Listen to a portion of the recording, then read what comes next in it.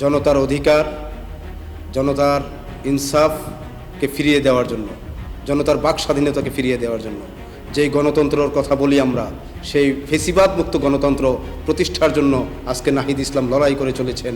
সম্প্রতি আমাদের কেরানীগঞ্জে যে বিষয়গুলো আমাদের চোখের সামনে দৃশ্যমান, চাঁদাবাজ, দখলদারিত্ব, লুটোতরাজ, টেন্ডারবাজির দৌরাত্ম্য, মস্তানি, মাদক সাম্রাজ্যের উত্থান, সেগুলো এই কেরানীগঞ্জ থেকে সমূলে উৎখাত করার অঙ্গীকার আমি ব্যক্ত করলাম আপনাদের মধ্যে। ইনশাল্লাহ আপনারা যদি পাশে থাকেন, কেরানীগঞ্জ মডেল এবং সাভারের আমাদের তেঁতুলঝরা, আমিনবাজার এবং ভাকুরতাবাসী এবং কেরানীগঞ্জ মডেলবাসী, আপনারা যদি একসাথে আমার সাথে থাকেন, ইনশাআল্লাহ এই ধরনের অপরাধ এবং অপকর্ম কেরানীগঞ্জ থেকে ইনশাআল্লাহ সমূলে ধ্বংস করব আমরা এক ঐক্যবদ্ধভাবে। সেই সাথে তরুণ সমাজকে আমাদের শিক্ষা এবং প্রগতিমুখী এবং আমাদের বিনোদন, খেলাধুলা এবং রাষ্ট্রের উন্নয়নমুখী কর্মকাণ্ডে আমরা তাদেরকে জড়িত করব ইনশাআল্লাহ, এবং আমরা সচেতনতামূলক একটা সমাজ ব্যবস্থা গড়ে তুলব। সেই জন্য আমরা আপনাদের সকলের সহযোগিতা কামনা করছি এবং সেই লক্ষ্যে এটাই হবে আমার প্রধান ইশতেহার। আসসালামু আলাইকুম রহমতুল্লাহি ওয়া বারাকাতুহু। দেশ এবং দেশের বাহিরে আমার কেরানীগঞ্জবাসী যে যেখানেই আছেন, সকলকে আসসালামু আলাইকুম রহমতুল্লাহি ওয়া বারাকাতুহু। সবাই কেমন আছেন? নিশ্চয়ই সবাই ভালো আছেন। আমি কেরানীগঞ্জের অন্তর্গত তারানগর ইউনিয়নের ঐতিহ্যবাহী ভাওয়াল গ্রামের একজন সন্তান, অত্যন্ত ক্ষুদ্র এবং নগণ্য মানুষ, আপনাদের সামনে হাজির হয়েছি। সামনে আসন্ন জাতীয় সংসদ নির্বাচন, ইতিমধ্যে আমি দেখছি বিভিন্ন রাজনৈতিক দল নির্বাচনী প্রস্তুতি গ্রহণ করেছে এবং সরকার আগামী ফেব্রুয়ারির মধ্যে যে নির্বাচন অনুষ্ঠিত হওয়ার জন্য যেই ইলেকশন কমিশন, ঐক্যমত্য কমিশন এবং সকল রাজনৈতিক দলের সমন্বয়ে যেভাবে এগিয়ে যাচ্ছে, সেই লক্ষ্যে আমাদের জাতীয় নাগরিক পার্টি এনসিপি শাপলা প্রতীক নিয়ে অংশগ্রহণ করার প্রত্যয় ব্যক্ত করেছে এবং ৩০০টি উপজেলায় প্রার্থী ঘোষণা করবে খুব কাছাকাছি সময়ের মধ্যে।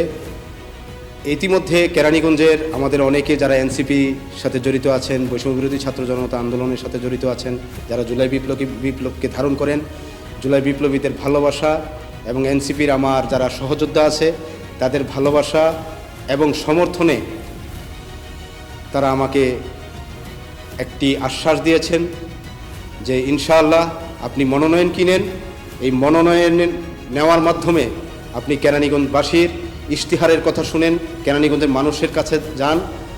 আমি ইনশাআল্লাহ তাদের প্রতি আমি কৃতজ্ঞতা প্রকাশ করছি।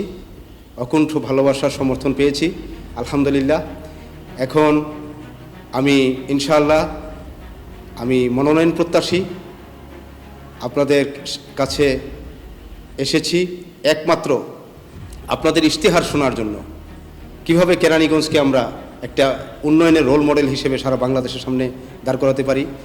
অবহেলিত কেরানীগঞ্জ, শিক্ষা, আর্থসামাজিক ব্যবস্থা, কৃষি উন্নয়ন এবং বেকারত্বের কর্মসংস্থান, আমরা কিভাবে কেরানীগঞ্জকে আরও বিশ্বের অন্যান্য উন্নত ডেভেলপড কান্ট্রির মতো ডেভেলপড জনপদের মতো আমরা কিভাবে কেরানীগঞ্জকে সাজাতে পারি, সেই ইশতেহার নিয়ে আমি মাঠে নেমেছি ইনশাআল্লাহ।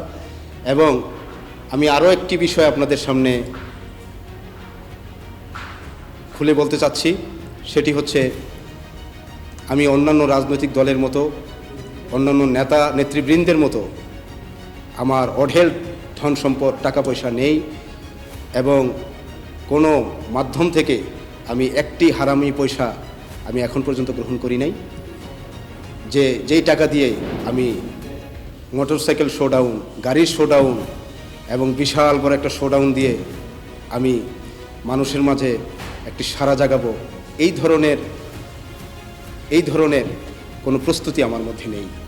কিন্তু আমি এতটুকু আশা ব্যক্ত করছি ইনশাআল্লাহ আপনাদের ভালোবাসা এবং অকুণ্ঠ সমর্থন নিয়ে আমি আপনাদের ইশতেহার শোনার জন্য প্রত্যেকটা ঘরের দ্বারে দ্বারে আমি যাব এবং সেটা একটাই লক্ষ্য থাকবে, সমস্ত কেরানীগঞ্জবাসী যা এতদিন বলতে চাইনি তা আমি শুনবো, শুনে শুনে সেটাই আমার ইশতেহার হবে।